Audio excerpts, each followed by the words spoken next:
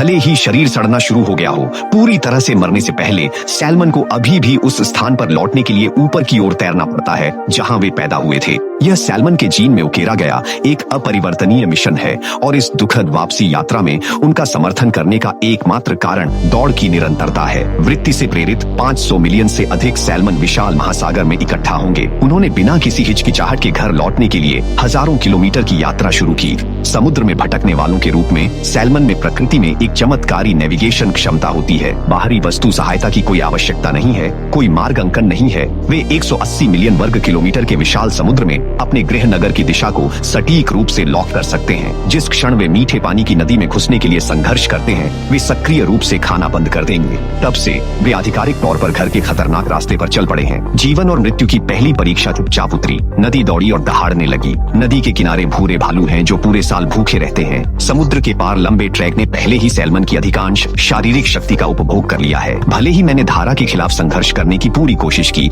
आखिरकार उन्मूलन के भाग्य से बचना असंभव है। केवल कुछ शारीरिक रूप से मजबूत उत्तरजीवी ही स्तर को तोड़ सकते हैं। हालांकि यह केवल परीक्षा की शुरुआत है। समुद्री जल में रहने वाले बारहमासी सामन की त्वचा लंबे समय से समुद्र के असामाजिक दबाव के अनुकूल है। अचानक मीठे पानी के वातावरण में प्रवेश करना शरीर के कार्य तेजी से ढाने लगते हैं। धारा के खिलाफ सभी तरह से उनकी त्वचा धीरे धीरे झड़ जाती है।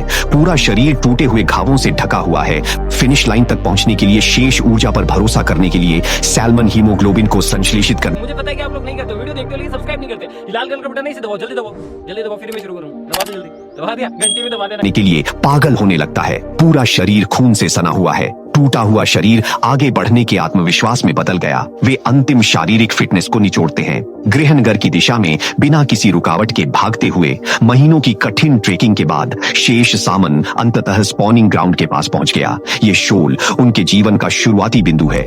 यह पर्दे के घर का रास्ता भी है। चैरिटी सैल्मन ने ताकत का आखिरी निशान समाप्त कर दिया। नदी के तल को खोदने के लिए पूंछ के पंख को घुमाते हुए स्थिर स्पॉनिंग नर अनुसरण करता है। पूर्ण निषेचन नस्लीय निरंतरता के अंतिम मिशन को सफलतापूर्वक पूरा करें। सभी सामन अपने जीवन की ताकत को समाप्त कर देते हैं। धीरे धीरे ठंडी नदी के तल में डूबना। सड़ता हुआ शरीर धीरे धीरे विघटित हो जाता है। नदी के तल में एकीकृत करे और पृथ्वी से पोषक तत्वों में बदल जाए। 2 या 3 सप्ताह के बाद नवजात किशोर सामन अंडे तोड़ता है और बाहर निकलता है। पीठ और पेट पर सड़े हुए शरीर का शरीर। यह पहला उपहार है जो वे दुनिया के लिए आए हैं। किशोर सामन मीठे पानी में धीरे धीरे बढ़ता है। जब समय पक जाता है तब वह विशाल समुद्र के पास गया। समय बीतना, पुनर्जन्म, एक दिन वे एक दुखद वापसी यात्रा पर निकलेंगे। जीवन की कीमत पर प्रकृति में जीवन का शाश्वत चमत्कार लिखना जारी रखना।